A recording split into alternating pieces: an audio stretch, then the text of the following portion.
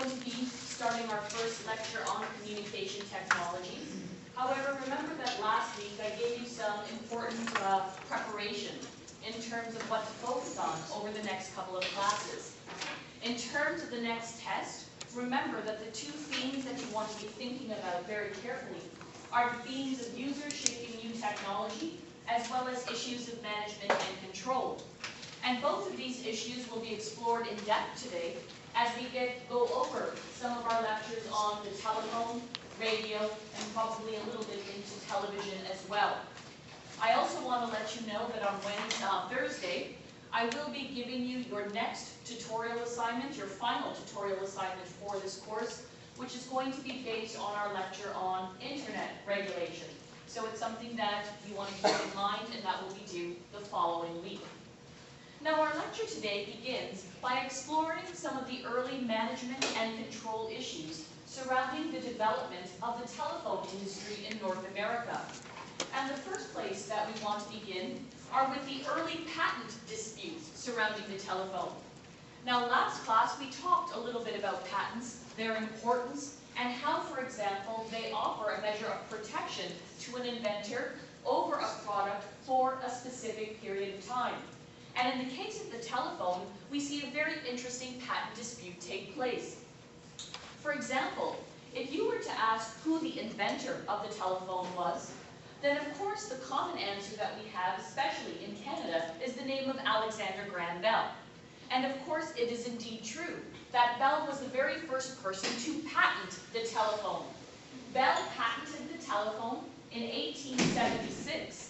And that patent is going to last for almost 20 years, until about 1893, which means that for almost 20 years, Bell and his company had almost exclusive rights over early telephone services in North America. However, if you were to go to other parts of the world, they would suggest that the true inventor of the telephone was not Bell, and was in fact someone quite different. For instance, if you were to go to Italy, they would suggest that the true inventor of the telephone was a man by the name of Antonio Meucci. Now Meucci was in fact experimenting with telephones. Some historians suggest he actually shared lab space with Bell at some point.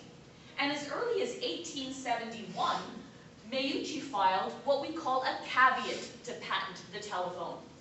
For those of you who are not sure what a caveat is, a caveat simply means it is intent to patent.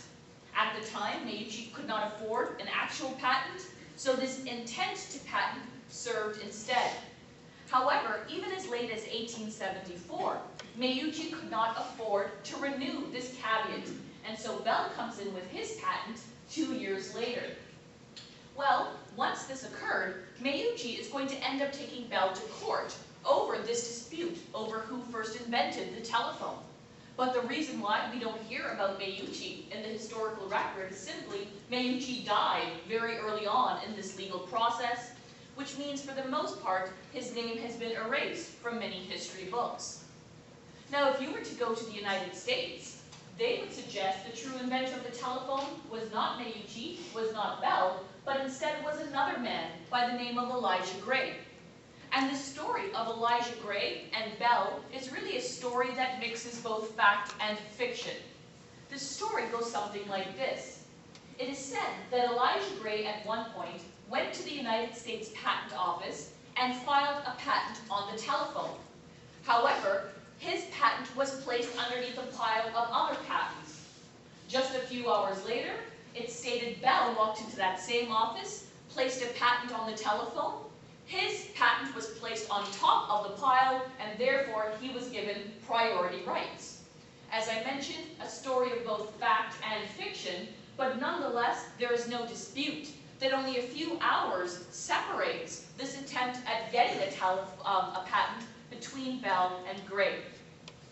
Now, of course, what we know is that having a patent was extremely important, especially in creating the early telephone industry.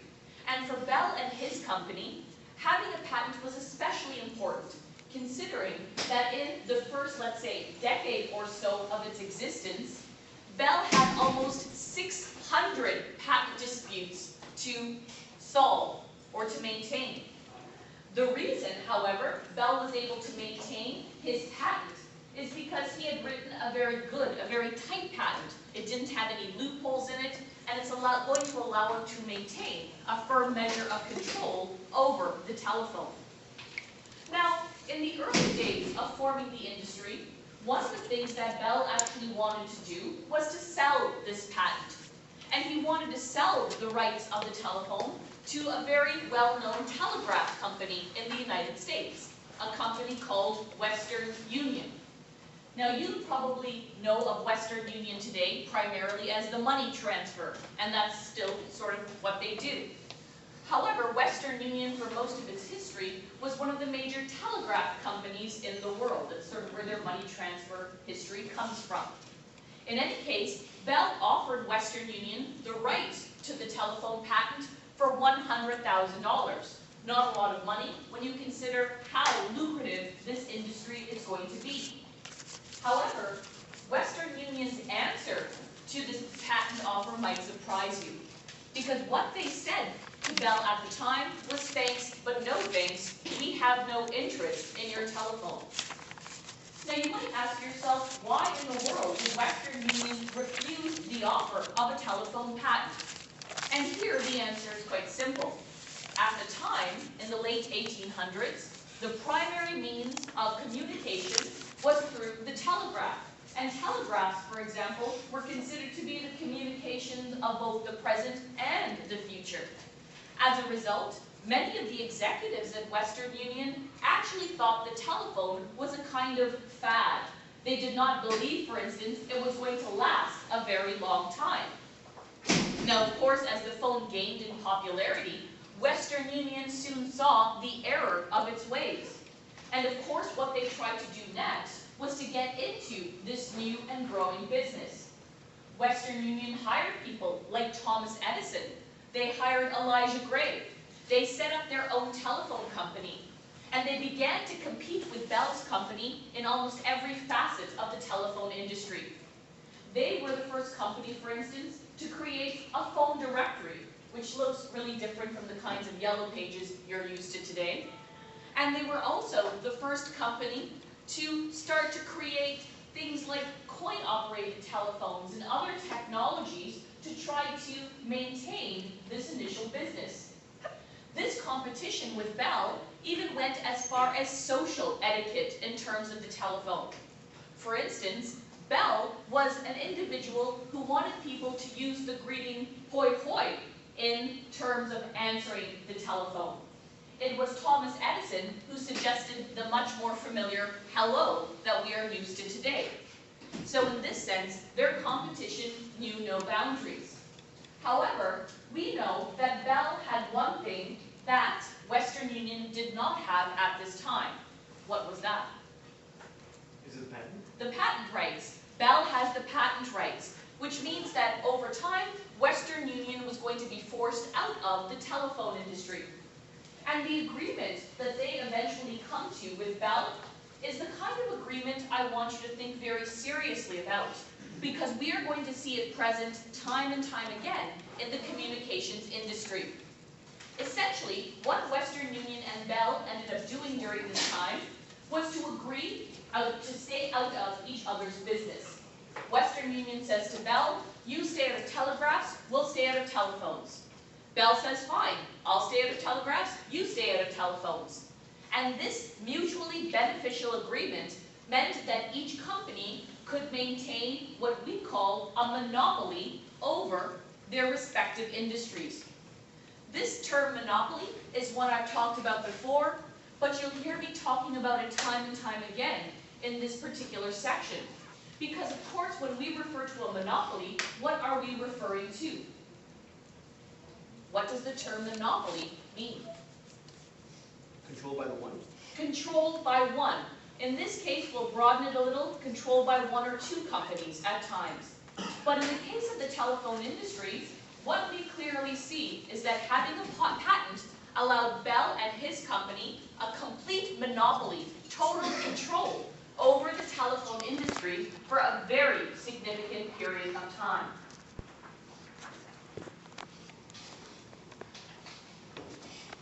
Now, of course, One of the major things we learned last class is that all patents have an expiration date.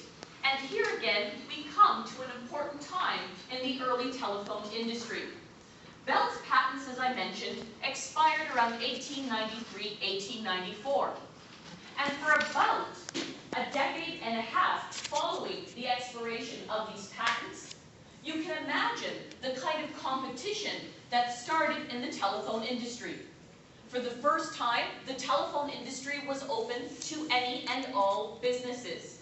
And this kind of competition was extremely beneficial to consumers especially. You can imagine, for instance, that when Bell's company had a patent over the telephone, it could charge whatever it wanted to consumers. And in the early days of telephone usage, it was actually quite expensive to use the telephone. Take a look at your notes here. You will see that just at the end of the expiration of Bell's patents in 1894, the average cost of telephone service in a place like the US was about $4.66 a month. We think of $4.66 as being a pretty good price to pay for telephone service. But back then, that represented 13% of an average person's daily or monthly wages. Now, nobody is going to put 13% of their wages into a novelty like the telephone. So that should tell you itself exactly who the initial customers of telephone service were. Who would be the initial customers? Very rich people, businesses, the very wealthy, upper middle class. Those were the initial users of the telephone. Yet after the expiration of Bell's patents, we can see the popularity of the telephone increase significantly. It did not double, it did not triple, it increased 9 times within about a 10-year period. In fact, the popularity of the telephone grew as the prices for telephone services go down. And this price decrease in large part was caused by competition. For example, by the time we get to about 1912, you can see in your notes that the average price of telephone service has now been reduced to less than $2 a month.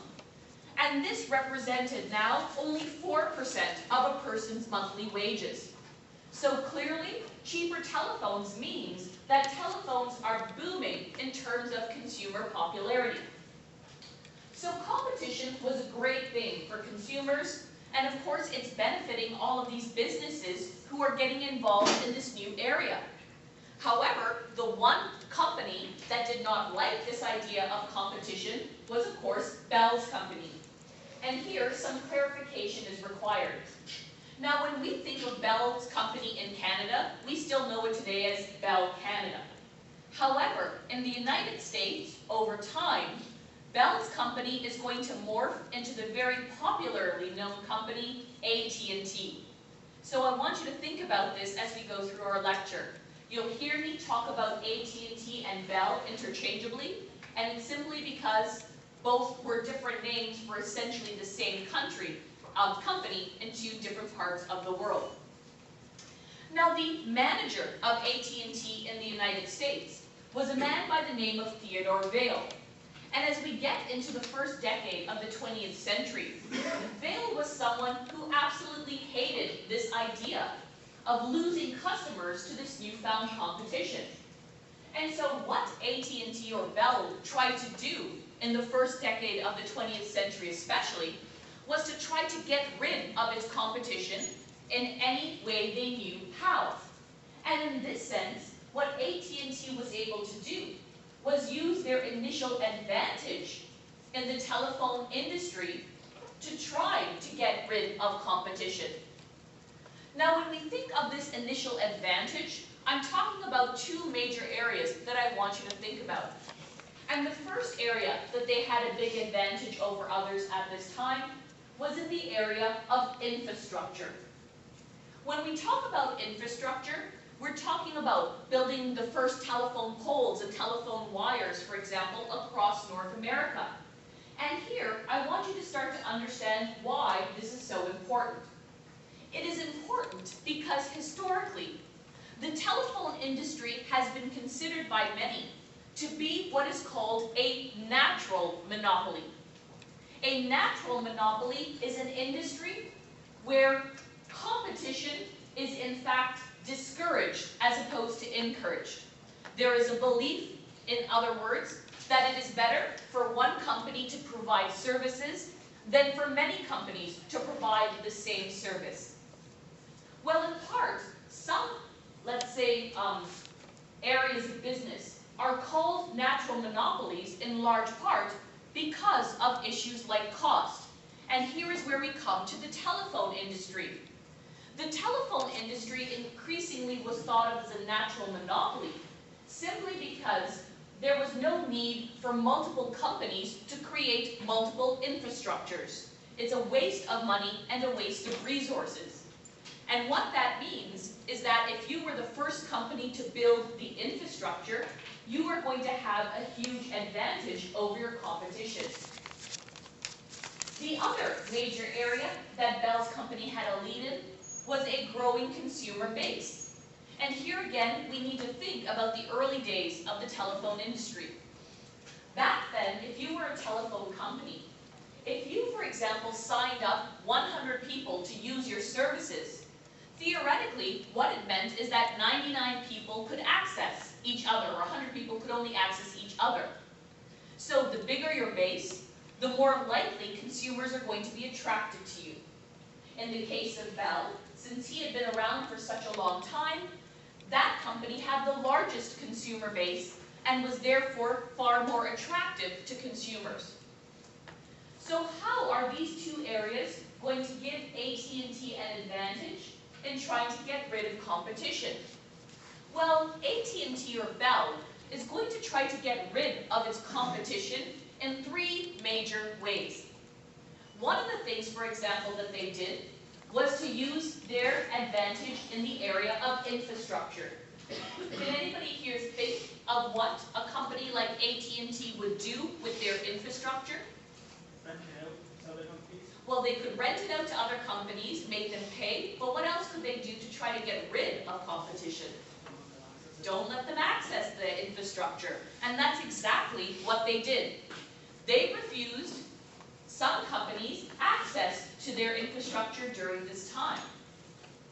Another thing the company did was to use their advantage in the area of research and development. What Bell or AT&T attempted to do was to try to create as many new technologies for the telephone system as they could. And what do you think they're going to do with these new technologies? Patent them. Patented technologies gain greater control. Finally, the last way you get rid of your competition, you price them out. And many historians have called this the dirty price war tactics incorporated by a company like Bell during this time. For example, in some parts of North America, Bell's company would charge extremely low prices for telephone services in an attempt to undercut their competition. And when we talk about charging extremely low prices, we are talking about offering their services for free in some parts of Ontario and Quebec. It doesn't get much cheaper than free. And it means, for instance, that Bell's company was effectively able to get rid of its competition using many of these early tactics. So by the first decade of the 20th century, Bell or AT&T has been able to regain a lot of the customers it initially lost. However, the real advantage will come as we get into 1910 and beyond. Because during this period of time, what is going to happen is that Bell or AT&T will enter into a series of agreements with governments across North America, which will make them the sole or only provider of telephone services in many parts of the continent. When we talk about monopolies in this way, what we are referring to here is what is called a geographic monopoly. One company has exclusive rights over a particular geographic area. They become the sole provider of telephone services. This is what's going to happen when we talk about Bell in places like Ontario and Quebec, AT&T in places across, for example, the United States. And if we are to go west, we will see government-owned telephone companies doing the same thing. In British Columbia, the government owned its telephone services, same thing with Alberta and Manitoba. One company providing exclusive services to one area, no competition. And remember, that was because the telephone industry was considered a natural monopoly. So, what then allowed these companies to gain this type of natural monopoly? What did they promise to provide in exchange for exclusivity? Well, the biggest thing these telephone companies promised during this time is what we call universal access. Who can tell me here what that means? What does universal access mean? When that works, you don't have to call someone to see everything to work. Well, there's a guarantee it's going to work, but I think of universal in a broader sense. Like access everywhere? Everyone and everywhere. Everyone and everywhere can access telephone service. Think about how important this idea would be in a place like North America, and most especially Canada, a very wide geographic region with a very sparse population. What better way to connect everyone in a country than to make sure everybody has access to telephone service? But remember, most companies would not have wanted to provide service in very geographically remote locations. Most of the competition in the early telephone industry usually happened in these city areas.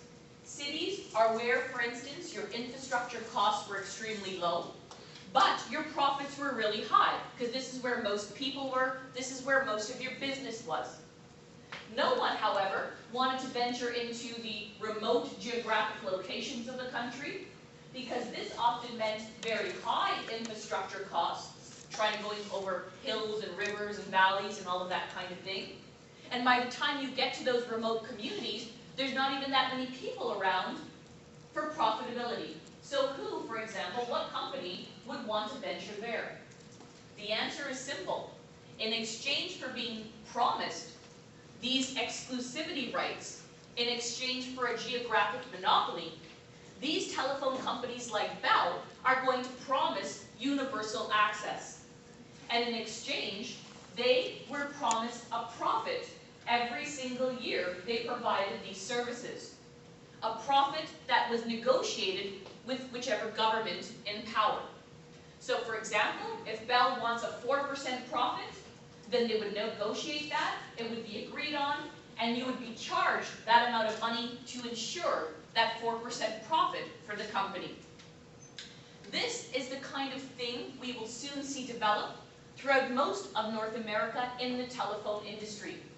And this idea of geographic monopolies, complete and total control by one company over telephone services, is a prime example of history mattering.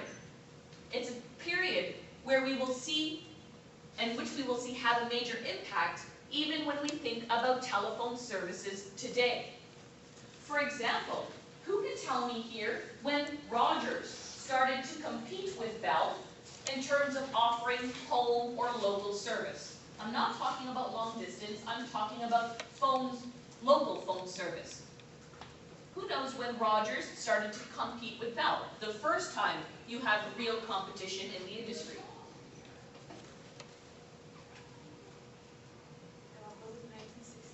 No?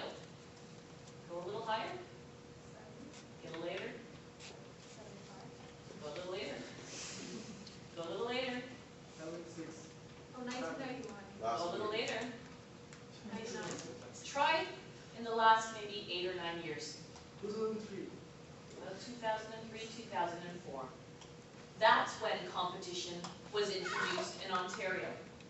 That's what you mean by a complete monopoly and total control. For well over 100 years, it was only one company who would provide you with local telephone service in Ontario. Only one company that could provide you with local telephone service. In the United States, competition was introduced much earlier, around the 1960s, especially when AT&T became so big. that the US government is going to break it up into smaller companies to try to eliminate the control they had.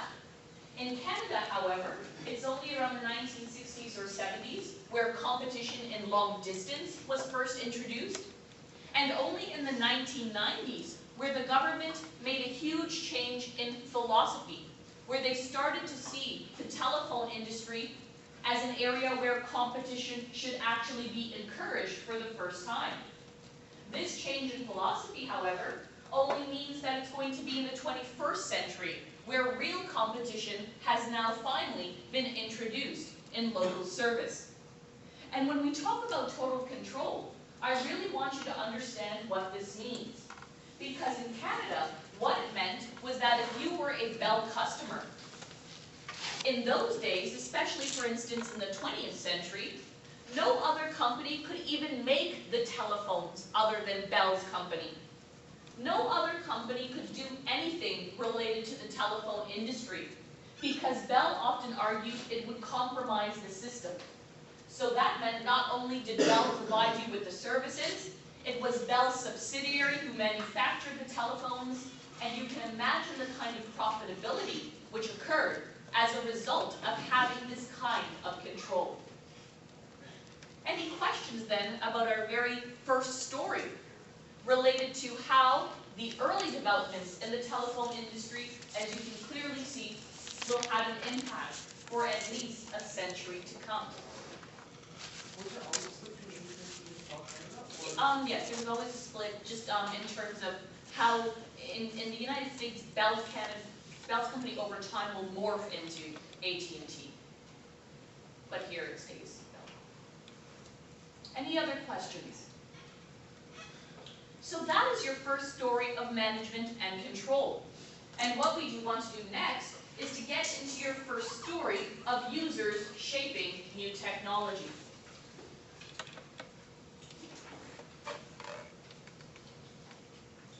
Now there's probably no better example of users shaping new technology than when we get into a discussion of the early telephone industry. And that is because when the telephone was first introduced into society, one of the things the telephone industry, of course, had to do was to teach people about the telephone. They had to teach people how to use it, but more importantly, they were also amongst the first to try to tell people about the purpose of the telephone. As a result, early telephone marketers and advertisers often sent door-to-door salesmen to people's houses and showed them the uses of the telephone, emphasizing a particular purpose. And for the early telephone industry, there was really only one purpose for using the telephone during this time. And that purpose was primarily for emergency and practical calling. In other words, the telephone industry in the early days believed the telephone should only be used for practical communications. Call your spouse when you're going to be late. Call the butcher or the grocer. Call the train station to figure out when the next train is coming in. Those kind of communications. And in fact, the one type of communication that was actively discouraged by the telephone industry during this time was the purpose of sociability. The telephone industry, in other words, did not like people talking on the phone to family and friends, engaging at the time in what they called idle gossiping. Well, of course, when you think about what the telephone is used for today, that's primarily what it is used for, this idea of sociability. And in this case, then, we need to understand how users, the customers of the telephone, really reshaped the technology according to their own needs. However, before we do this, let's figure out first why the telephone industry was so against sociability. And a lot of this information can be further examined in the Claude Fisher reading I've given you for today. Now, when we look at the reasons why the early telephone industry discouraged sociability, there are economic, technical as well as cultural factors to take into account. Let's start with the technical and economic, which are very much mixed together. In the early years of the telephone industry, you need to remember that the technology itself at the time was very basic. So basic, in fact, that there were no such things as double lines or anything you're used to today. In fact, it was not uncommon in the early days of telephone usage for one telephone to be used by an entire town or community at the time. Well, the problem, of course, was that if one person was using a telephone, talking on it for hours and hours at a time to family and friends, what they in essence were doing were tying up the phone lines, not letting others, for example, access the system. And for the early telephone industry, this was bad business, because the last thing they wanted was to alienate their customer base, who could not then access telephone service in a particular area. This was especially true for businesses, which often paid the most money for telephone usage at this time. Another reason, however, that the telephone industry discouraged sociability takes us to cultural factors. And it is here where you get your first real glimpse into the relationship between old and new technologies that we've talked about in the past.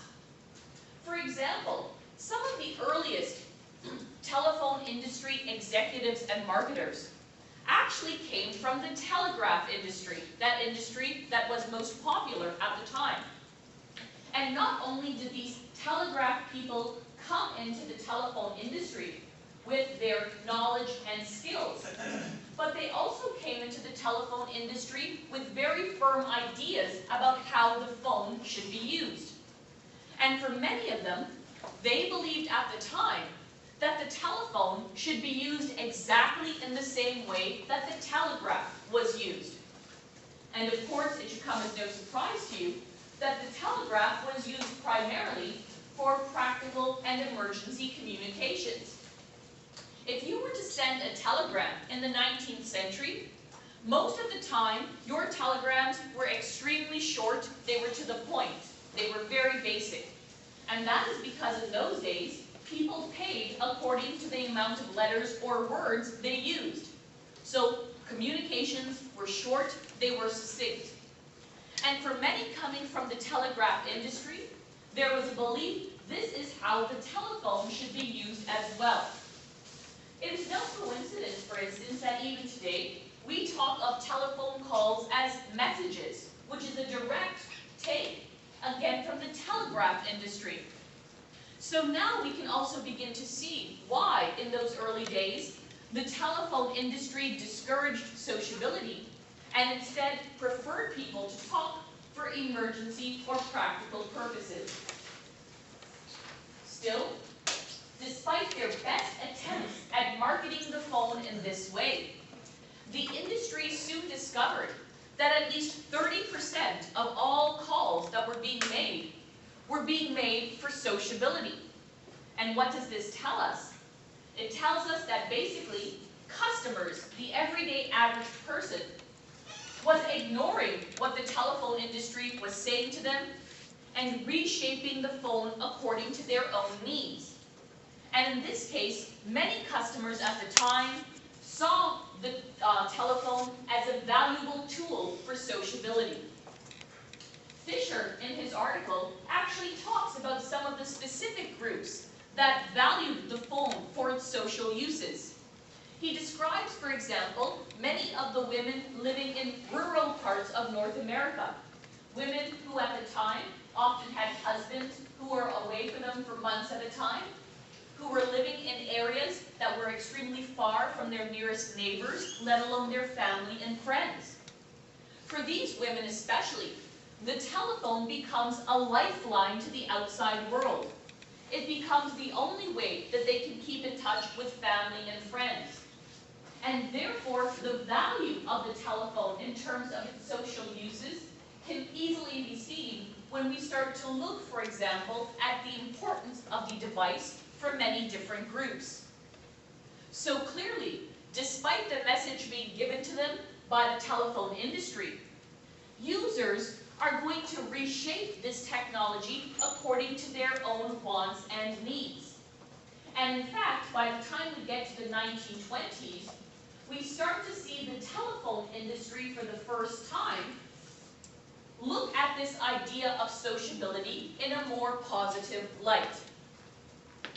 Now, in the 1920s, remember, it's the roaring 20s, a time of great, where lots of money, essentially, could be seen throughout society. People had lots of disposable income. And by the 1920s, the telephone industry was trying to figure out a new way of marketing the telephone. It was running out of customers, in other words, that were solely buying the phone for emergency and practical uses.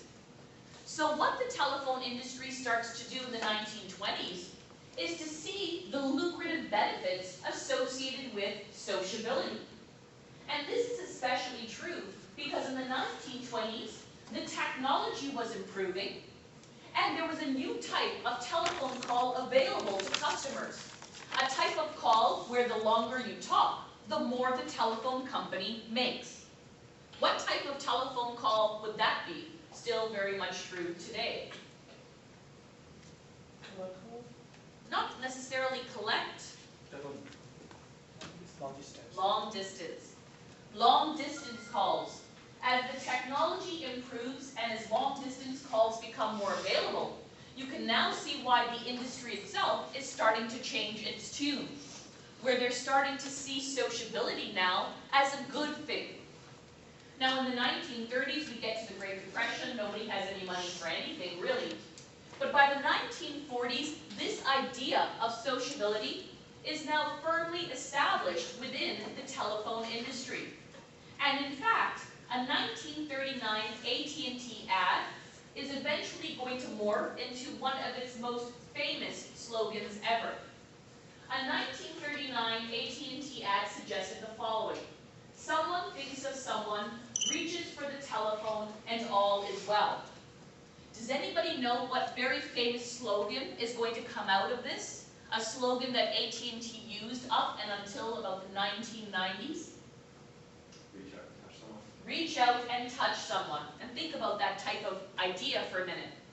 AT&T's major slogan was reach out and touch someone, an idea they promoted based on voice visiting.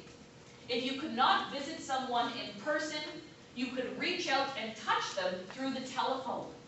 So you can clearly see that by this time, the telephone industry itself has done a complete 180.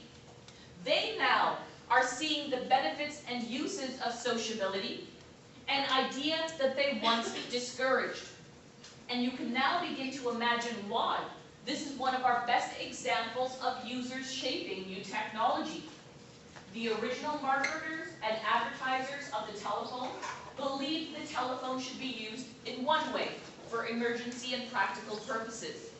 But the customers of the telephone, for various reasons, are going to reshape the technology according to their own wants and needs, and it is only after a significant period of time that the telephone industry itself realizes this new value. Are there any questions about this idea generally of users shaping new technology?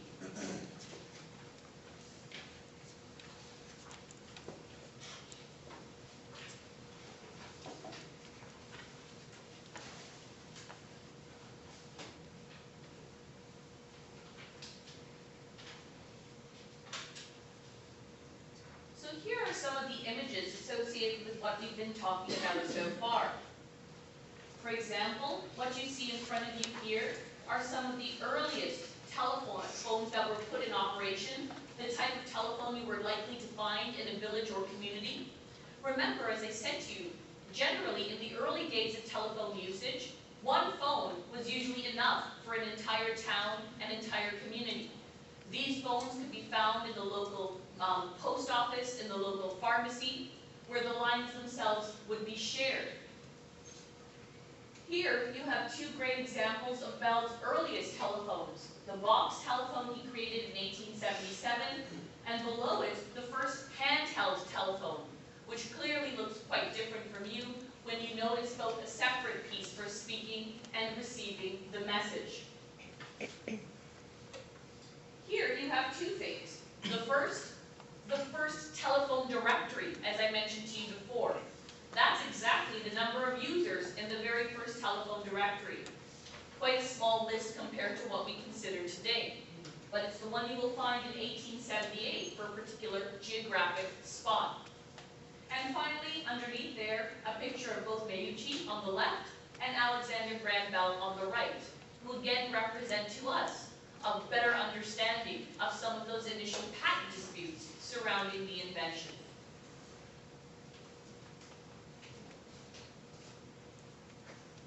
Any questions before we get into radio? Yes? Does Rogers still rent the airspace from Bell? Well, they don't rent it because they use their cable. So they use their cable, but other companies will use Bell's infrastructure. And that's for both long distance as well as the growing local competition. And there's been lots of disputes, for instance, about these companies having access to the infrastructure, being charged particular amounts of money over the last, let's say, 20, 30 years or so.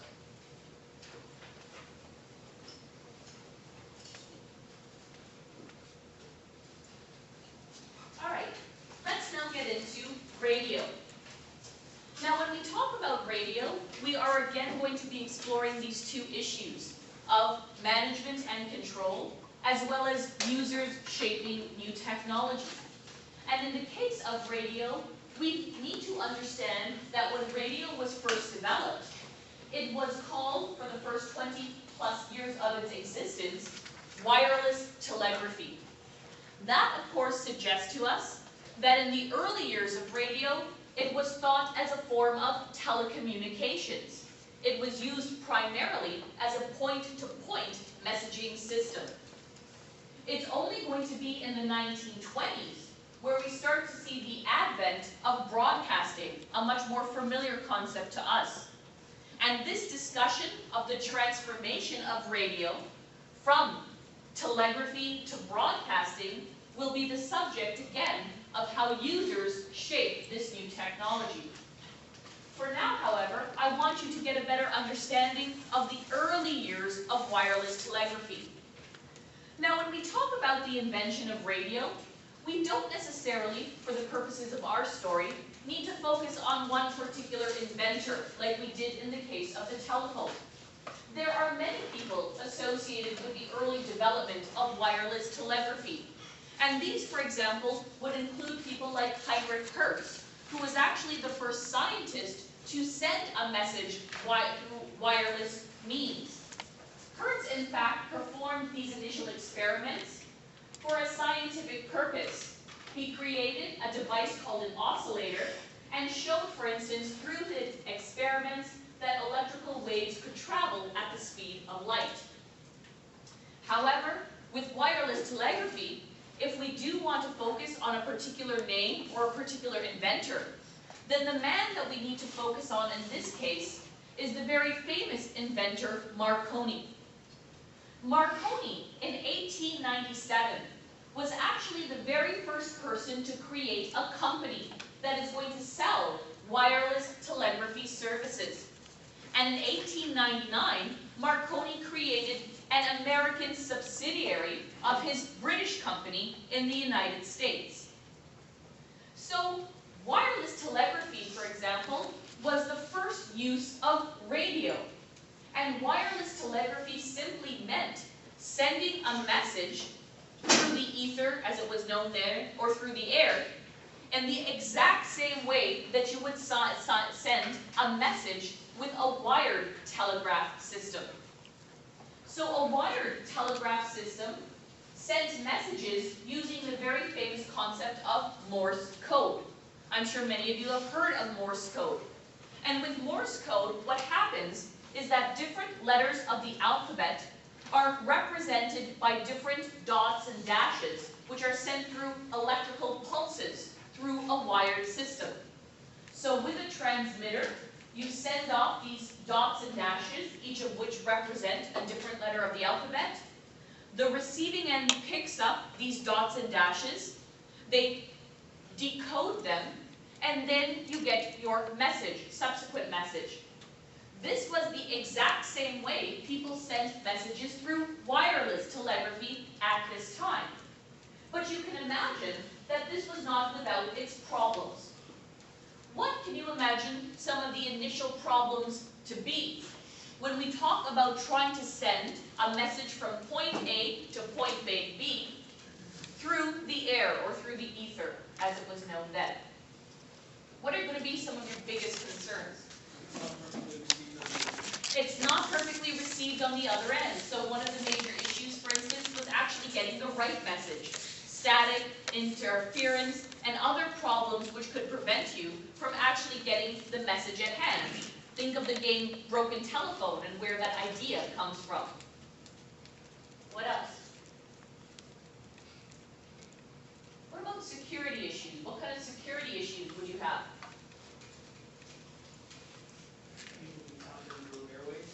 Anybody could, using the right frequency, access your message. So security was also a major problem with wireless telegraphy. If you tuned into the right frequency, then you had the probability of your messages being intercepted. Also think about the fact that with wireless telegraphy, the messages could essentially go anywhere and everywhere. They could even cross international boundaries and borders. So these issues of security, privacy, and the fact it was difficult to actually get the message at hand were some of the initial problems associated with wireless telegraphy.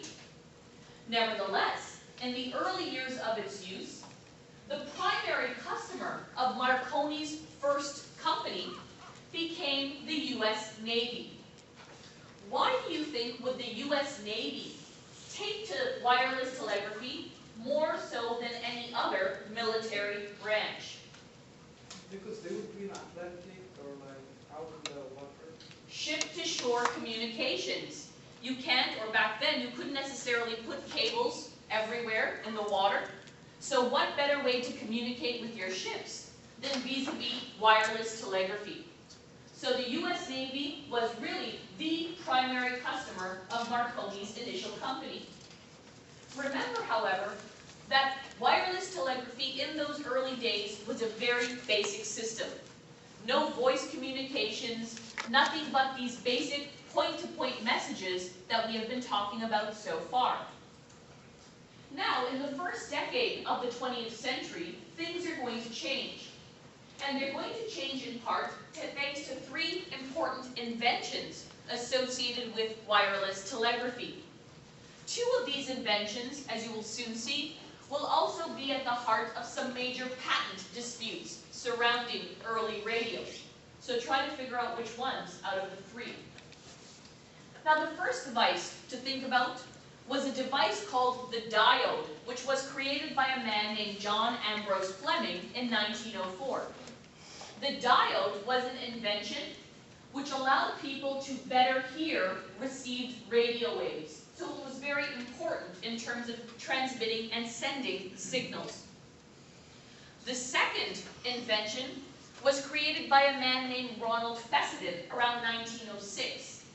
He will create a system of using continuous waves. And the reason why this is so important is because Fessenden's invention is actually what will inspire voice communications, what will allow for voice communications over the air in just a few short years. Finally, in 1907, you get Lee DeForest, who created a device called the triode.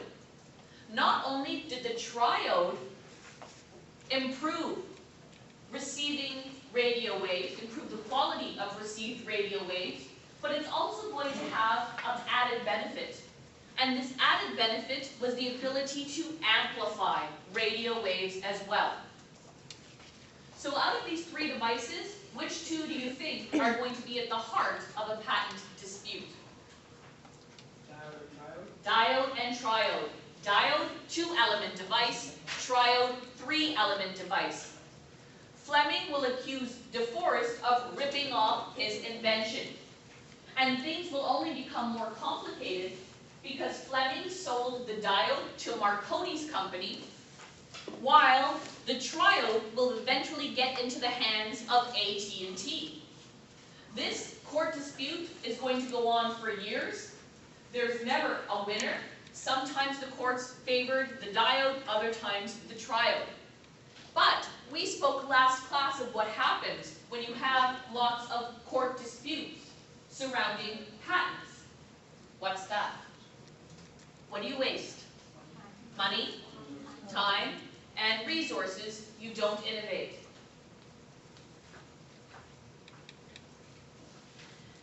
Now, speaking of AT&T, this takes us to another important area to think about in terms of the relationship between old and new technologies. Because clearly, we are going to see a connection in terms of management and control with various companies. With the telephone, remember, Western Union, the telegraph company, wanted to get into the telephone business. And now, with radio, we start to see AT&T, the telephone company, become interested in this new method of communicating.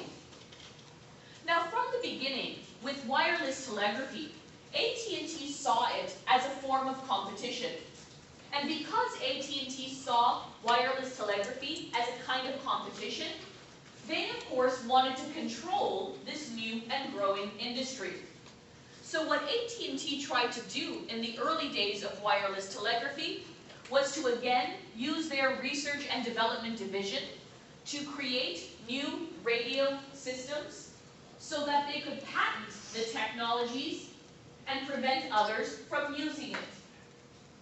However, despite their researchers' best attempts, the one device that AT&T could not recreate during this time was the triode. And the triode was especially important to the company because of its amplification potential. Why would AT&T see value in the amplification potential of the triode? Think of a particular type of call once more. For long distance, it would enhance long distance services to have this type of device in place. So DeForest sells the patent rights to AT&T, and therefore you have all of these legal disputes happening just before World War I. So that tells us that the wireless telegraphy industry was in a bit of chaos before the First World War. But World War I is going to change things significantly, and it will represent a major turning point when we talk about the wireless telegraphy industry. That is because World War I will signal three important changes that I want you to think about. The first comes when the United States enters into the war itself. When the US entered into World War I, remember, wireless telegraphy or radio became an important means of communication. But the big problem at the time was all of these patent disputes, which were stifling innovation. So what the US government decided to do in World War I was to place what we call a moratorium on all patent disputes. What is a moratorium? Stop. Stoppage. It's essentially a stoppage. The US government stopped all legal patent disputes. This allowed companies to use each other's patents without fear of lawsuit. The US government agreed to compensate these companies as a result. And what do you think is going to happen as a result of this moratorium? Innovation, more advancements. The second thing to think about is that in World War I, many people for the first time were introduced to wireless telegraphy. This will allow a growing number of individuals to become familiar with the system, learn how to use it, operate it, fix it, and create wireless telegraphy systems themselves. Think about it, we'll come back to it later. The final thing about World War I takes us to the fact that World War I was a war of mass production. And remember, this war of mass production will also mean the first time wireless telegraphy systems are mass-produced as well. And the mass production of wireless telegraphy systems will result in what? What are the two major things that come out of mass producing a good? Universal access. Well, higher volumes of more access is one, and lower costs. Something, again, we'll come back to later.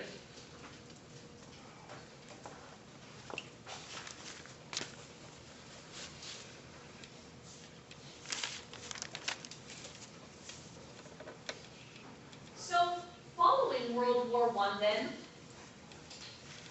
we saw major advancements and developments in the wireless telegraphy industry. But there was growing problems as well. And the biggest problem after World War I, especially in the United States, was the growing discontent with Marconi's company. Remember, Marconi's company was a British company which had an American office. But by the time we get to after World War I, this was becoming a big issue.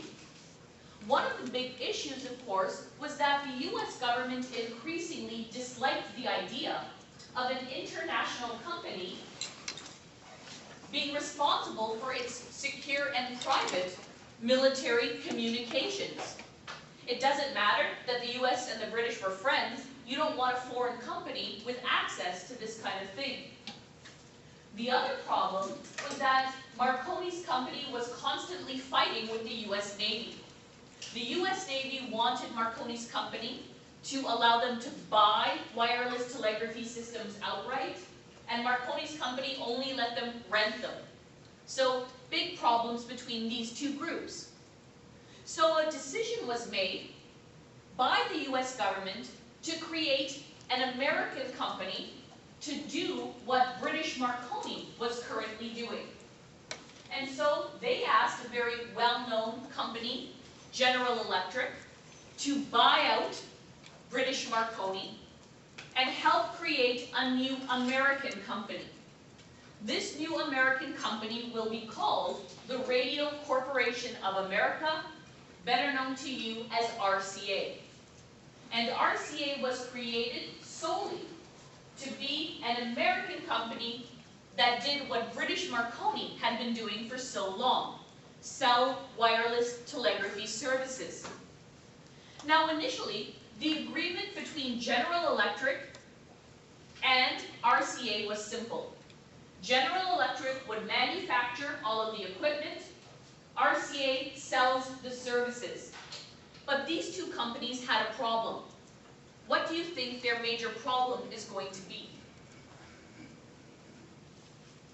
Think about what they don't have access to. They both want to do the same. Well, they don't want to do the same. One wants to make the parts, the other wants to sell the services. But they don't have access to something. They don't have access to important patents other companies had. Companies like who?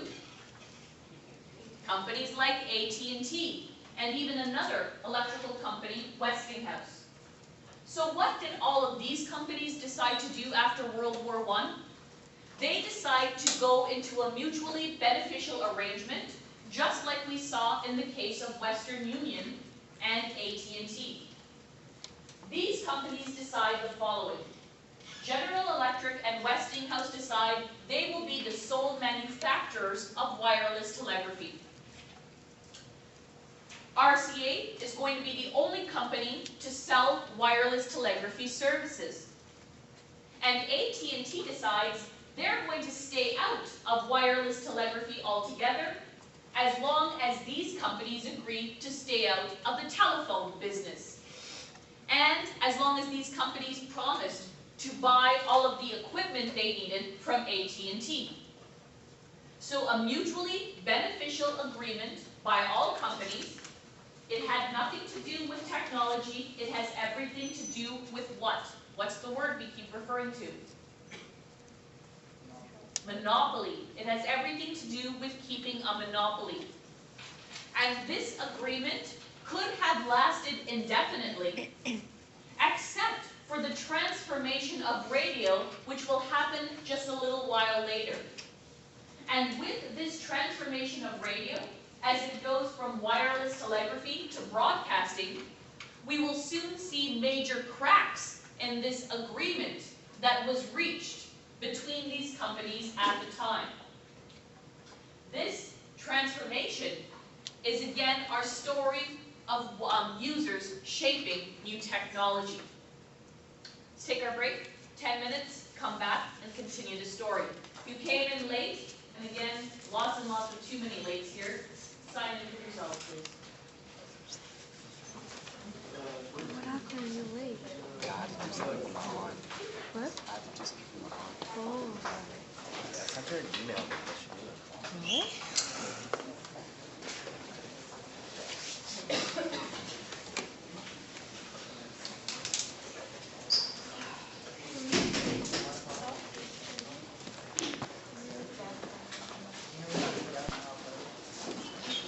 This idea of user shaping new technology. And again, you can clearly see this when we talk about how radio is used for the first almost 20 years of its existence, to how, for instance, it's going to be transformed by the 1920s. And this transformation will really be about the start of radio broadcasting. Now, of course, the big difference between wireless telegraphy and radio broadcasting is this idea of sending a message from point A to point B, which is what wireless telegraphy was all about, versus the notion of broadcasting, which is sending a message and having multiple recipients receive this message. And when we talk about users shaping new technology in the case of radio, we are talking about a specific group of users in this particular case.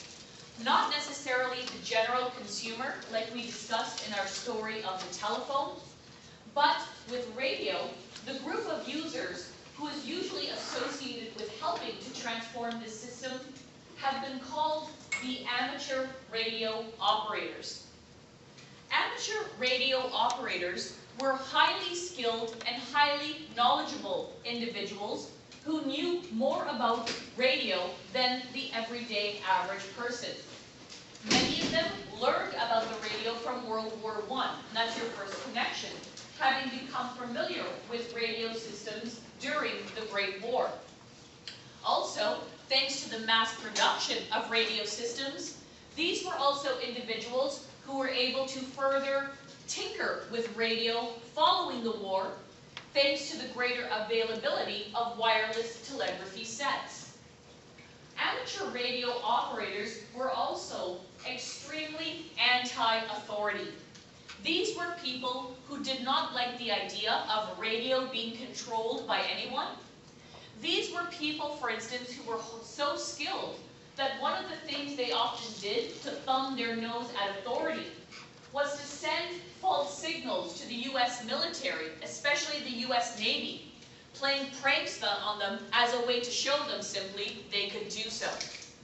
So amateur radio operators dislike this idea of government control, and they are extremely skilled and knowledgeable about radio use. And it is really this group which we can turn to for understanding this transformation of radio, which will take off in the 1920s. Because it was amateur radio operators who were really the first to introduce this idea of broadcasting. They were amongst the first to broadcast different kinds of programming over the airwaves. News, weather, sports, dramatic programming, just to name a few. And this idea of using radio in this way represents to us again a complete reshaping of the system.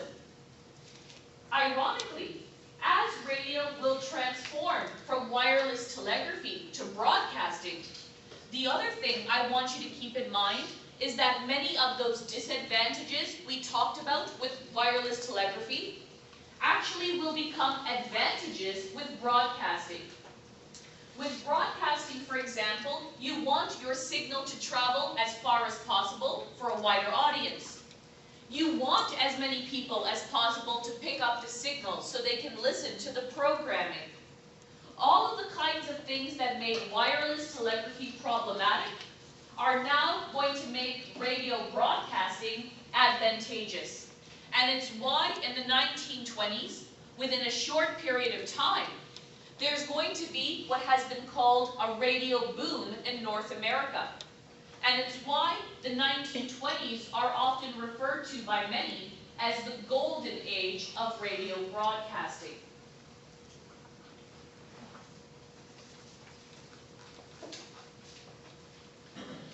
This golden age of radio broadcasting really began around 1920, when Westinghouse created the very first radio station in Pittsburgh in North America.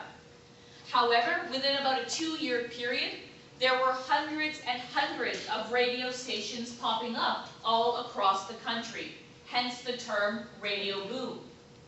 Now, what exactly did this radio boom imply? Well, for the first time, the regular, everyday, average person had access to radio programming in a way that had not been possible before. And when we think about those who were benefiting from the golden age of radio, there are many groups here to consider. The first group to consider would be the programmers themselves, those responsible for the news, the weather, the sports, the dramatic programs. Initially, many musicians and composers and actors were actually not paid for their services. But in the early 1920s, they successfully took the radio industry to court. They won, and now they were demanded and given compensation. As a result, the early radio industry had to figure out a way to make money. And the way they figured out what that was best is the same way the radio industry still makes money even today, through advertising. So very quickly, the radio business is going to become a profitable business. Another group that benefited, of course, were customers, who for the first time were being sold radios for programming and usage. Now, the kinds of radios that were available in the 1920s were extremely large. They resembled, in fact, pieces of furniture. I'll show you pictures in a few minutes. And that's exactly how they were also marketed. They were marketed predominantly to women as pieces of furniture that could go in your living room so that the whole family could gather around for a night of entertainment. These types of radios were, of course, only receivers. You could only tune in to a particular frequency.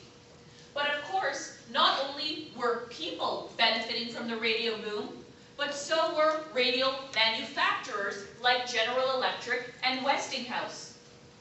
In addition, RCA was also benefiting because it was setting up many radio stations across the country during this particular time. So this radio boom was extremely good for a number of different groups. But one company in particular did not like what was happening at the time.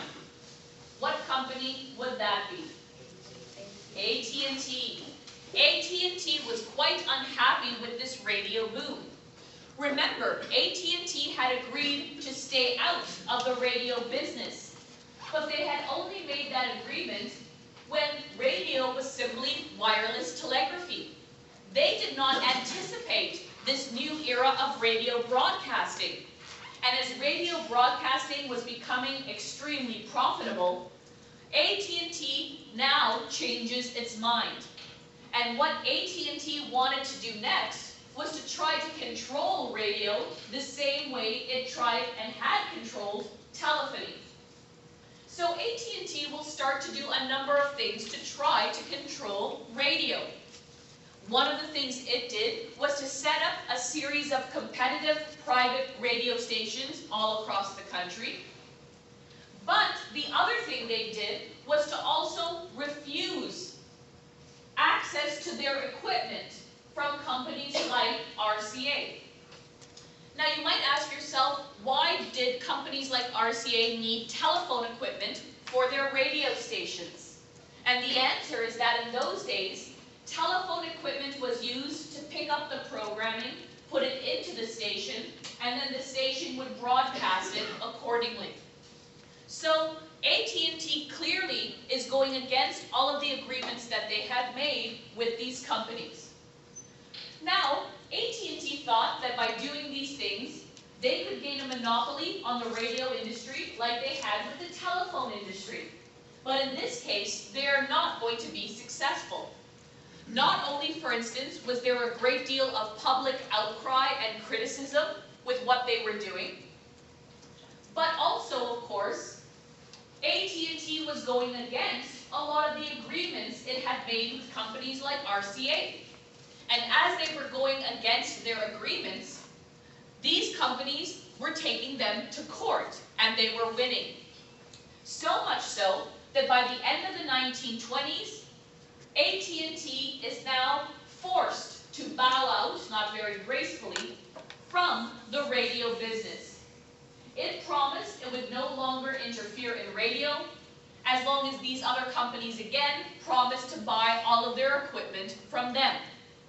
But again, it's another case of attempting to gain a monopoly, but in this case, or this instance, not necessarily being as successful as the first time around. And it's why we don't necessarily associate companies like AT&T with radio, because of events which happened during this time.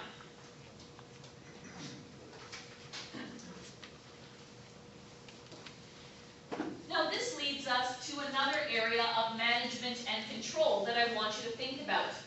And it goes back to our discussion last class of the radio frequency spectrum, that part of the electromagnetic spectrum where we find radio waves which are used for communicating. Now for those of you unfamiliar with the radio frequency spectrum, when we talk about frequency usage, the best way of understanding this is through radio. When you tune into a station, a 107.9, a 98.1, a 104.5, you're tuning into a frequency on the radio frequency spectrum. A frequency that has been given to a radio station that they can use for programming. But what we want to discuss next is how this idea of frequency allocation comes into play and how the government itself becomes involved. Now in North America, the very first attempts at regulating radio happened as early as 1912, ironically with the sinking of the very famous ship, the Titanic. When the Titanic sank and so many people died, there was an inquiry after this tragic event. And one of the claims that was made during this inquiry was that the Titanic did not have enough and did not have adequate wireless telegraphy equipment on board, and also did not have enough skilled operators on board that might have been able to send out a message earlier than what happened, and that many lives could have been saved this way. As a result of the tragedy, in 1912, the US government attempted for the first time to really control radio. And the way they tried to control radio was by assigning one of their branches, the Department of Commerce and Labor, to allocate or give out specific frequencies on the radio frequency spectrum. Not only did they attempt, for instance, this early licensing system, but what they also did at the time was to split the radio frequency spectrum into three parts. The best part of the spectrum was to be used for military communications. The next best part for big business and industry. And finally, the last part of the spectrum, the crappiest part of the spectrum, could be used by everyone else. This, of course, was really the first attempts at controlling radio. And now, let's get back to our amateur radio operators. Now you can understand why so many of them were anti-authority, anti-government. They did not like this idea at the government's control over the airwaves. They did not like being told what part of the spectrum they could use. And before the radio boom of the 1920s, this group actually challenged the authority of the US government to control radio in court, and they won. meaning that before the 1920s, despite attempts at regulation, the radio industry itself was pretty much a lawless territory. That will change with the radio boom. The radio boom of the 1920s, remember, signaled the first time you start to see hundreds and hundreds of radio stations popping up all across North America and in particular the United States. And as more and more radio stations were popping up, more problems were happening. The biggest problem, of course, were radio stations that were attempting to broadcast programming on the same frequency or nearby frequencies. What happens if two stations try to broadcast on the same frequency or close frequencies? Static, interference, you can't hear anything. And that's why in the 1920s, people were talking about chaos on the airwaves. Nothing really could be heard with more and more of these stations popping up overnight. As a result, by the 1920s, people are starting to like increasingly the idea of government regulation. They're starting to see it as a positive thing. And this was especially true because as more and more people were using parts of the radio frequency spectrum, there was a growing concern. That concern comes from the nature of the spectrum itself. We call the radio frequency spectrum a finite resource. What is a finite resource?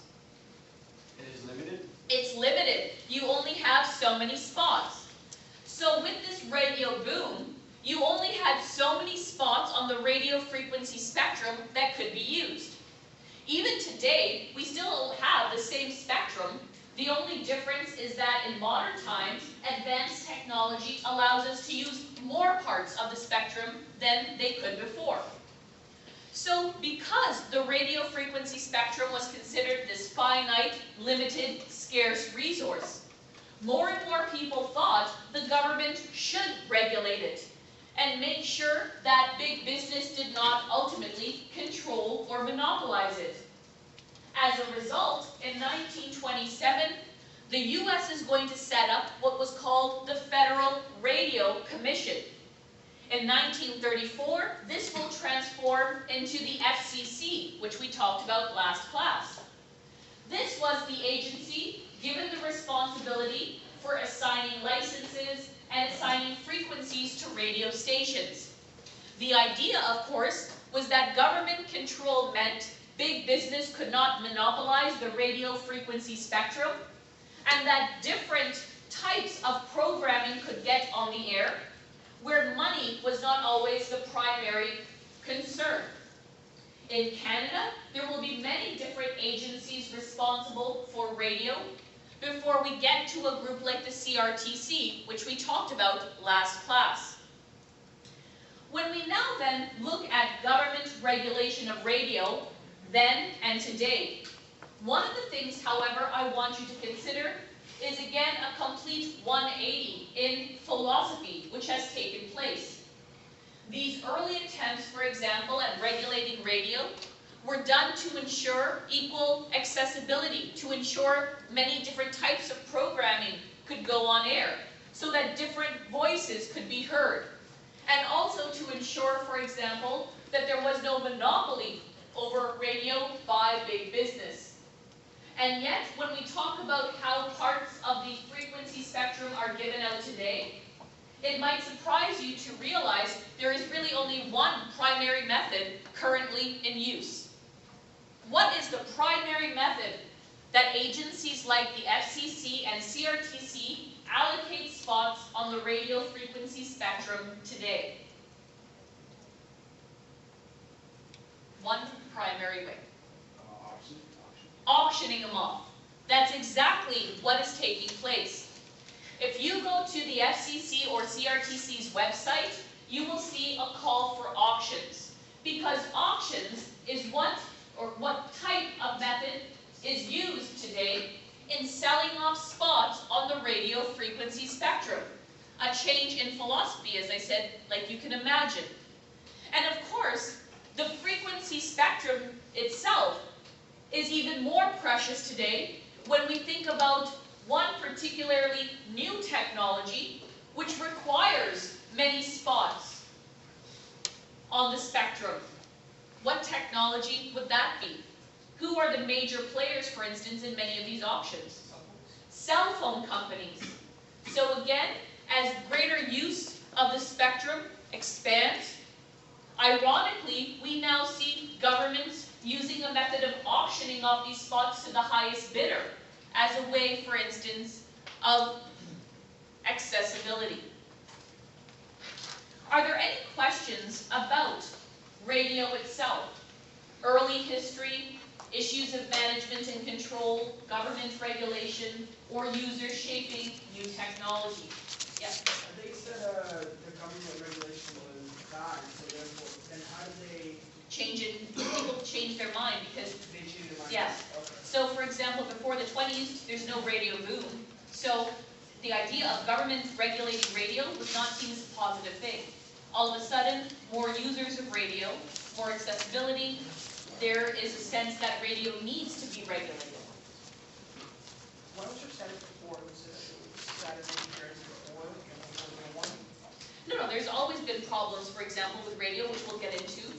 It primarily has to do with the method of radio, which was AM radio. Okay, and AM radio, historically and even today, as we'll talk about, is not as good quality sound. Any other questions? All right.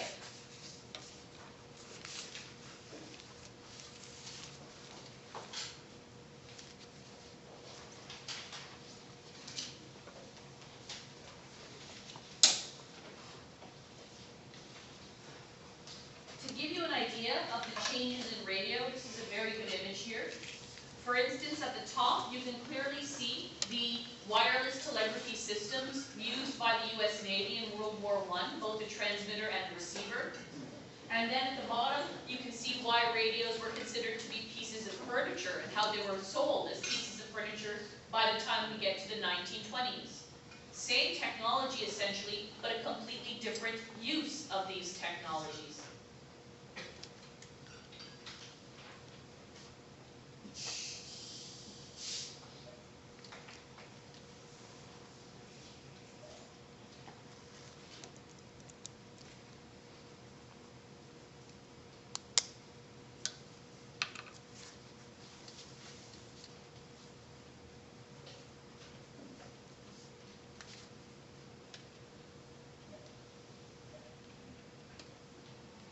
Wait, did you ever wonder how all this happened? So before we begin this short video, a few things I want to talk about next in regards to our discussion of television. Now, when we talk about television today, we are not going to be focusing on users shaping new technology. Instead, our story will primarily be about issues of management and control. And again, we're going to come across some similar ideas to what we've discussed in the first part of our lecture. The program that I want you to see next is very short. It's only about 10 minutes long, but it's all about the early development of television, specifically the question of who first invented TV. And you will see that there are many different answers to this question, depending on, again, what country you're talking about or what type of television you're talking about. Watch this video, pay careful attention to the story about these early patent disputes, and we will talk about it in more detail once it's over.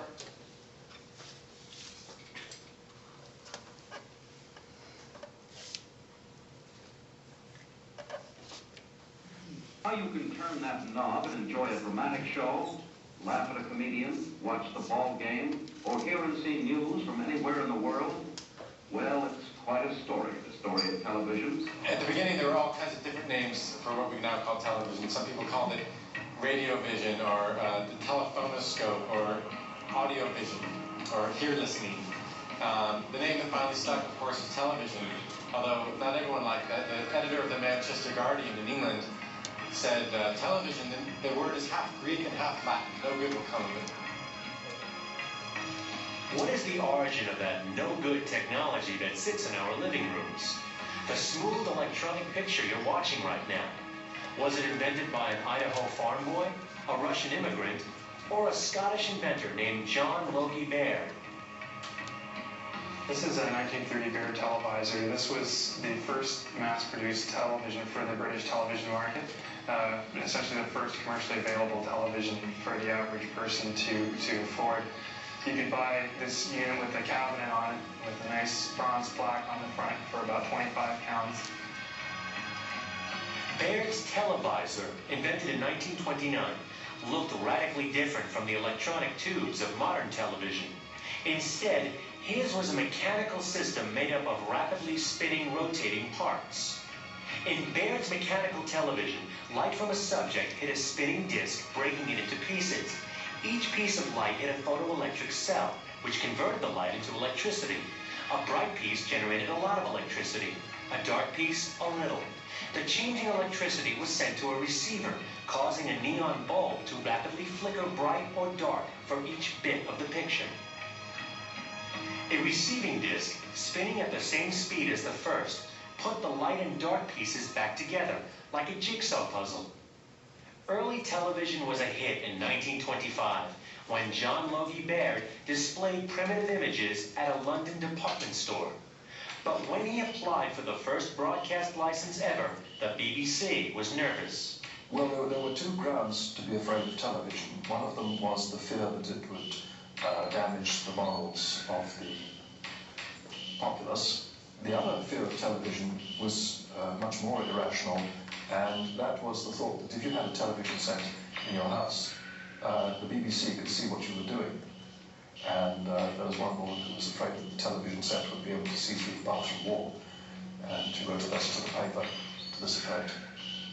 These fears have proved groundless. Mechanical TV did have real pitfalls. To show up on the screen, the actors had to wear bright blue paint to accentuate the eyebrows and lips. And the discs could never spin fast enough to create fluid motion. The images would always remain flickery and smudged. This Felix the Cat, the first ever cartoon character broadcast, was as good as it got. Baird's system never did catch on. Though a remarkable achievement, mechanical TV is now just a footnote in history. But even as Baird's idea failed, a new electronic vision was being born. The summer of 1921 found Philo T. Farnsworth in a sugar beet field in Rigby, Idaho, dreaming of trapping light in an empty jar and sending it one line at a time with a beam of electrons. So we'll pretend that we've got an illustration here of Farnsworth's beet field from the summer of 1921. And we find him tracing the rows across the beet field on his disc harrow, one row after another, monotonously into the afternoon. And then he reaches a point, he looks back behind him, and he sees these rows in the dirt. And at that moment, he realizes how he can use electrons to trace a TV image.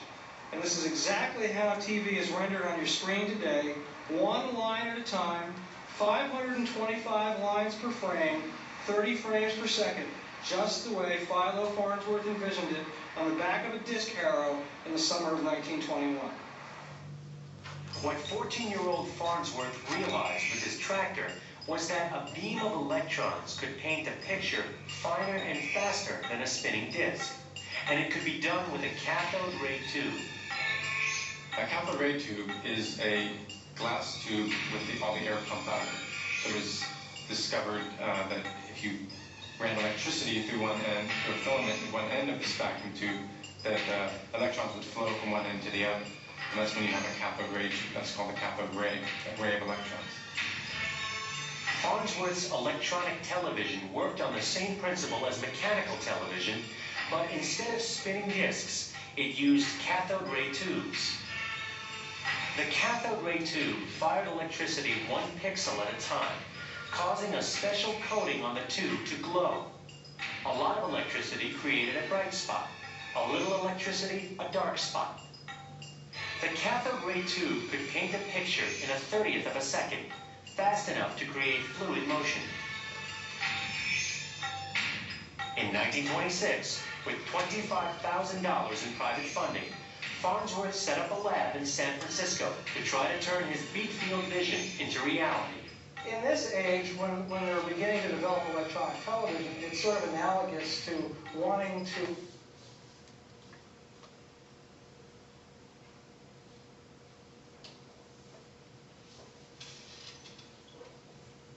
stories about people in the lab getting potassium in their eyes and having their eyesight threatened. Farnsworth was nearing success, but he had a rival, the brilliant Russian engineer, Vladimir Zworykin. As early as 1923, Zworykin had submitted a patent for his own television system, but it was denied because it didn't quite work. He was now trying to perfect his system for the radio giant RCA and their visionary president, David Sarnoff, who saw television's future. Well, I think one of the great marriages in 20th century science, if you will, was the relationship between Dr. Zworykin and David Sarnoff. Sarnoff was like this great monopoly master buying up all the hotels on the boardwalk, and he didn't want to pay anyone. He wanted to have total patent control over television. And he was hoping Zworykin would do that for him. But Farnsworth was ahead of them and had some patents from 1927, 1928. Zworykin is given instructions to visit Farnsworth's lab in 1930. And Farnsworth does not know that Zworykin is actually working for RCA because he comes from the Westinghouse labs.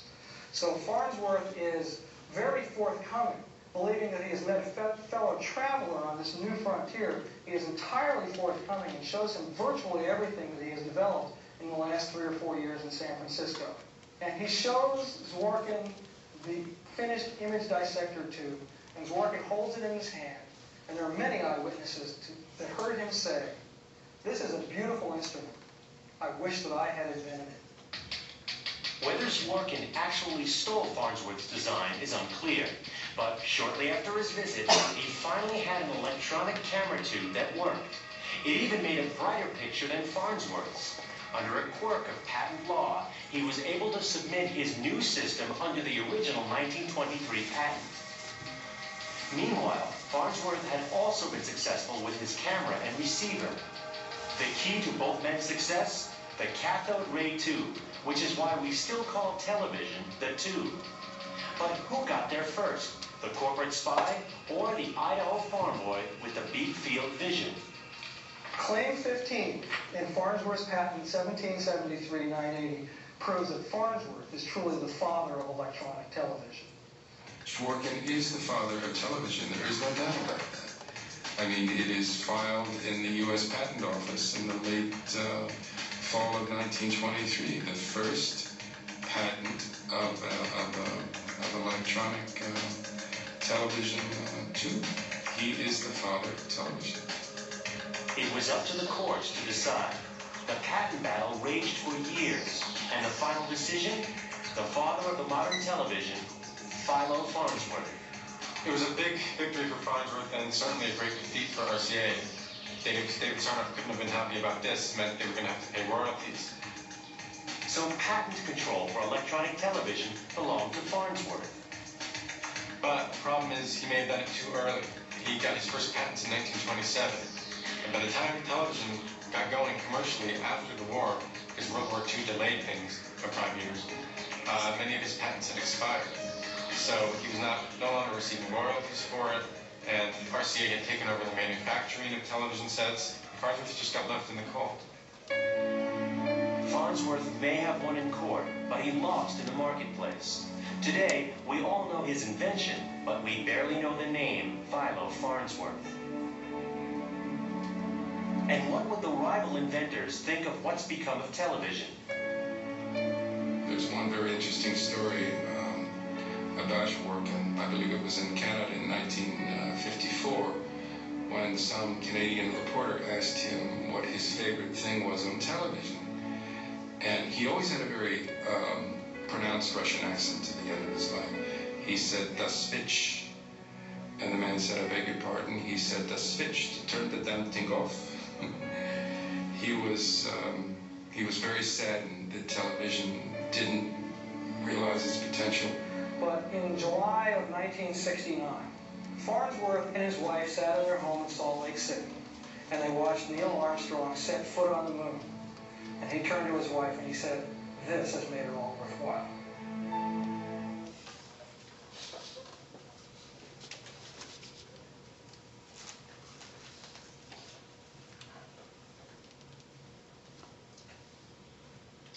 Okay, so there's a number of things that I want you to consider when listening to that story.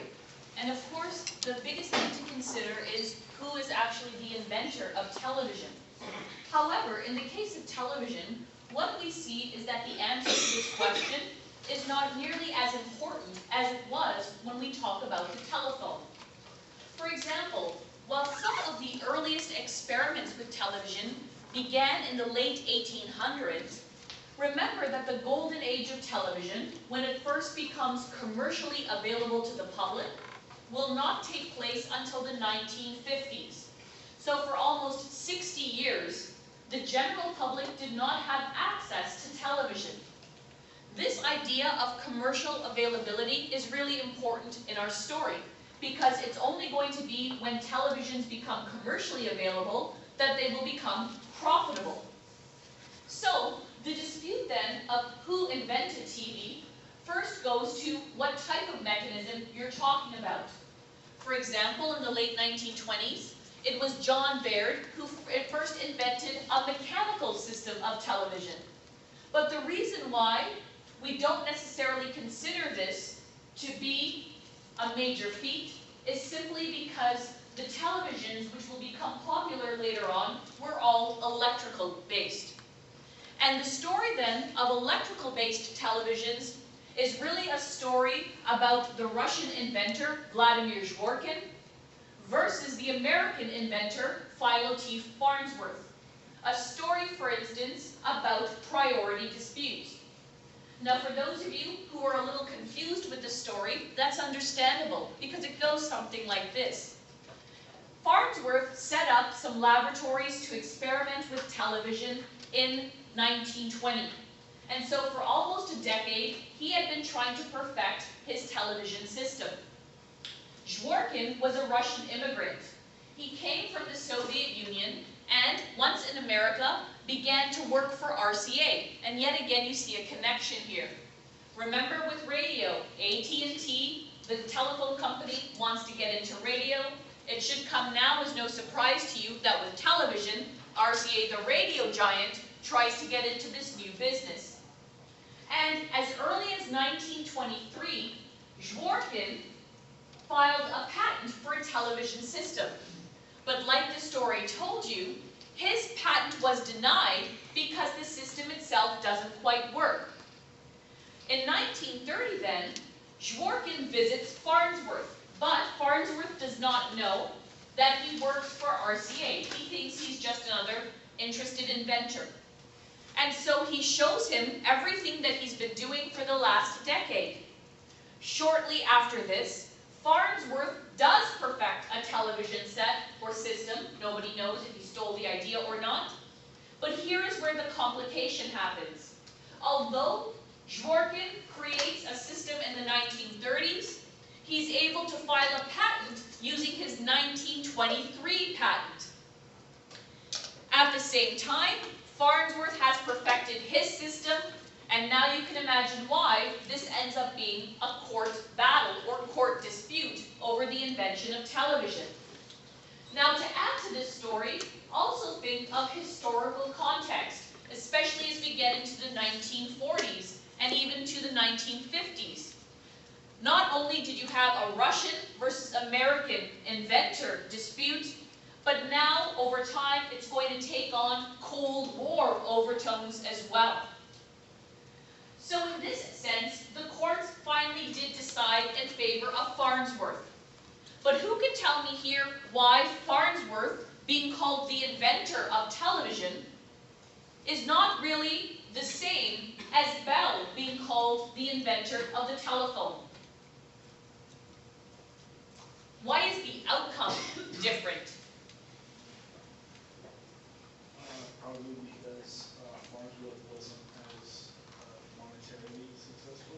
He's not as monetarily successful, and that is a big part of the story. story. Why is he not as monetarily successful? Well, they said that because of World War, as well as because by the time that TVs really took off, it was 20 years or after the patent, so that he wasn't able to use that to his advantage to build on the television results to advance. It goes back to the story of patents having an expiration date. And so all of those years in court, coupled with World War II, meant that by the time televisions actually take off in the public, when they become profitable, Farnsworth's patents had already expired. He's never able to really make a lot of money off of the invention. By the time we get to the 1950s, the company that was able to make money, ironically, was RCA, because they were now the major manufacturers of television sets. So here you see a story of having rights over an invention, in this case Farnsworth's patent rights over television, but the outcome itself is very different from our story of the telephone. Now, World War II, remember, did delay the invention, or sorry, the advent of television, but ironically, in the 1950s, when people were able to get their hands on those first television sets, they ended up getting better sets because of the war. What area was really the focal point of research? And we talked about this a couple of classes ago in World War II. What new area of research? Radar? Radar is part of a general, broader area. Was it communication? Not communication, think even broader. Electronics. Because of all of the advents in electronics, by the time we get to the 1950s, better television sets were available to the consumer. So here you have a very different but interesting story of the use of patents. However, there is something else to this story that we need to discuss about why television was delayed in being introduced to the public for so long. And the second reason that we need to think about, again, is related to issues of management and control. And it goes to an idea that I want you to think about, known as standardization. Most of you, I'm sure, have heard of this term, standardization. But now I want you to recognize the importance of technical standards when we talk about the development of any new industry. First of all, in your notes, you see a definition of what is a technical standard. So standardization is the process of creating or establishing a technical standard within a new industry. This standard then helps to ensure for the consumer a number of different things regarding the products: safety, quality, reliability, efficiency, and for the purposes of this class, importantly, interchangeability or compatibility. In other words, in a new industry like television, before television sets could be sold to the public, the agency, the FCC, which we've talked about before, had to establish a technical standard, a common technical standard amongst the companies who were going to manufacture television sets. Why would they need to do this? What is important in regards to establishing a standard in this area about compatibility or interchangeability?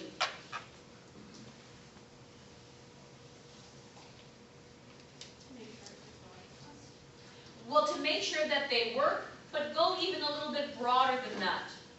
So the parts were available to everyone? The parts are not only available to everyone, but what type of parts? They use them all everywhere. They're interchangeable, like how Ford was doing it? The same parts are available. Think of it this way. In the early days of the telephone industry, imagine the kinds of problems consumers would have had if different television manufacturers were creating different kinds of television sets, none of which were compatible with each other. People would have been forced to buy, for instance, all of their products from one company.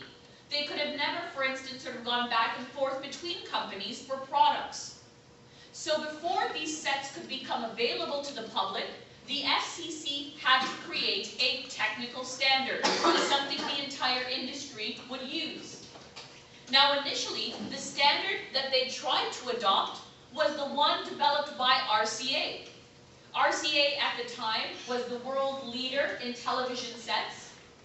They adopted their standard for about a year, but then went back on this because other companies protested. They didn't want to pay RCA royalties or any kind of money. And so they set up an independent company to create a standard which was then put in place following World War II. But here, in our discussion of standards, I don't want you to just think about this as a discussion in terms of history. I also want you to recognize yet again the importance for understanding these standards debates. When we talk, for instance, about technologies that currently are available on the marketplace. And one very good example of a standard debate takes us back to just a few years ago when you had two new competing entries onto the marketplace: Blu-ray players and HD DVD players. This is another kind of standard debate that I want you to recognize, especially as major consumers of new technologies and what they represent to you. Now, a few years ago, Blu-ray and HD DVD players were put out onto the market at the very same time. But they were completely different systems, incompatible systems. And customers did not know which of these systems eventually would win the day. Both were always also very expensive systems, which meant that if you were interested in purchasing one, it would have to be one or the other, and you still didn't know, for example, eventually which system would win out. Now, within a short period of time, one of these systems will, in fact, become the more popular one. That, of course, being Blu-ray players. But why did Blu-ray players win this particular standards controversy? They won thanks to the adoption of Blu-ray by one major company. What company was that? No, Sony makes Blu-ray. Think of a company that's going to use Blu-ray. Think even bigger than that. Think Time Warner. Think Time Warner, its great library of movies, and think about the fact that Time Warner decided to put all of those old movies on Blu-ray. That decision eventually meant the end of that debate overnight. And if you were a poor consumer of the HD DVD system, it also meant that your technology became obsolete overnight. A system which could cost you $800 one day could cost you $100 the next day, if that. And again, the people who are left out in the cold are the consumers who purchase HD DVD systems, because in this initial standards debate, they don't necessarily know what system is going to win out in the end. There are many of these types of standards debates or forms of standards debates to be found, for instance, on the marketplace today. And it is why understanding this issue of compatibility or interchangeability is so important, especially given the wide berth or array of technologies that are around.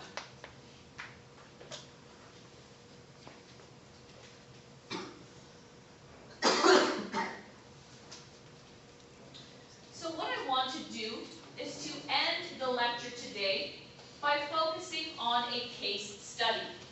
A case study that puts a lot of these ideas we have been talking about together. This is a case study involving the early development of television and the introduction of FM radio in the 1930s. And this is a story which is going to tell us a number of different things. First of all, it is a story which will tell us that sometimes the best technology does not always win out on the marketplace. And it also tells us that sometimes the development of a technology that is more advanced can be delayed in large part because of government and big business interests. Nowhere is this more apparent than when we start to talk about the story of FM radio. FM radio was a new type of radio system developed in the 1930s by a man named Edwin Armstrong. Armstrong developed FM radio as a way of improving the quality of radio, which had been primarily based on AM radio systems at the time. AM radio stands for amplitude modulation, FM radio frequency modulation. Well, as we talked about previously, AM radio back then, like today, had problems. Static, interference, the fact that the signals could not travel very far. And as a result, Edwin Armstrong created frequency modulation, or FM radio, which solved all of these problems. The thing I want you to understand here is that FM radio was clearly the superior technology. It was better than AM radio. There was no dispute about that. And when Armstrong first successfully demonstrated FM radio in 1936, he was so confident about its success that he thought it would overtake AM radio within a 5-year period. Well, take a look at your notes. FM radio is not going to overtake AM radio until 1979. He was a little off in his estimation. So why then does this clearly superior technology take so long to become more popular than AM radio? Almost 40 years longer than what was initially estimated. The answer to this leads us to those big business and government interests I'm talking about. Now, when FM radio was first demonstrated by Armstrong, the company that he went to showcase it was RCA, the major radio player in town. RCA and Armstrong had worked together in the past. Armstrong had a good relationship with RCA and was confident the company would embrace this new technology. But unfortunately for Armstrong, he could not have been more wrong. RCA hated the idea of FM radio, and they saw it as a major threat in two different ways. The first reason why RCA saw FM radio as a threat is because they thought it was a problem for their existing AM radio industry. RCA had AM radio stations all across the country. To switch over to FM radio would have been extremely costly. It would have meant replacing all of their equipment. It was the last thing in the world they wanted to do. The second reason, however, is even more fascinating. Because not only did RCA see FM radio as a threat to their AM radio system, they also saw it as a threat to their interest in television. Now you might ask yourself, what do early television experiments have to do with FM radio? And the answer goes back to the radio frequency spectrum. Both of these were relatively new technologies. And as a result, both of these were technologies competing for the same precious spots on the radio frequency spectrum. So if any spots on the spectrum go to FM radio, it's going to come at a cost to television. And that's the last thing that RCA wanted. So what then does RCA do when they hear about FM radio? They knew that the FCC was going to have to make a decision soon about what spots to give FM radio and television on the radio frequency spectrum. So what RCA does next is use all of their money, their power, and their influence to lobby the FCC. And also what they did was lie to the FCC. They basically suggested to the agency that FM radio was nowhere near as superior as it actually was, suggesting the technology was still in its experimental stages, despite knowing the exact opposite was true.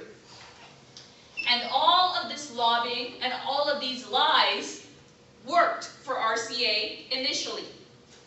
The very first FCC decision about FM radio and television comes in 1936, and you can follow along in your notes. Here, the decision was made to give FM radio a spot on the 42 megahertz range, equaling about 4 channels, and television was given a spot on the 50 megahertz range, equaling 8 channels. What is the very basic yet important relationship you can see between your place on the spectrum and the number of channels you receive? Higher up, better quality. Higher up, not better quality, more quantity. I want you to keep this in mind. The higher up the frequency spectrum goes, you can use. So clearly, it appears that RCA won this first round. You can imagine how terrible. So why in the world did the FCC make this decision? Clearly, it had a major negative impact, at least initially, on FM radio. Well, the FCC gave 2 reasons. One, pretty legitimate, the other, not so much. The first reason given by the FCC was to allow for the future growth of FM radio. And clearly, this is true. If you're paying attention, where is the FM frequency range today that you use? In the exact same place, 88 to 108. You start a radio station at 88.1, you end at 107.9. That's the frequency range you still use. So clearly, it did, for example, provide for more channels down the road. But the second reason they gave is a far more problematic one. Because the FCC said, in large part, their decision was based on a technical issue. An issue they called skywave interference. Basically, they said too many systems were operating in a set frequency range. By moving FM radio up, you solve this problem of interference. A technical concern. The big problem, however, is that when engineers and technicians from the radio industry looked into this skywave interference problem, they claimed the FCC had essentially made the whole thing up. That they were just using this technical issue or explanation to mask what was in essence a very political decision. To understand that, we need to go back to the hearings in 1945 and look at who one of the major players were. A new television company called CBS. CBS in 1945 was actively lobbying for FM radio to be moved up the frequency spectrum. Why do you think television companies stood to benefit if FM radio was moved up the spectrum? What's in it for television? More lower available for them. Everything that's left over would be available for them. So the real beneficiaries of this 1945 decision were not FM radio. It ends up being television, who ends up getting all of these leftover spots.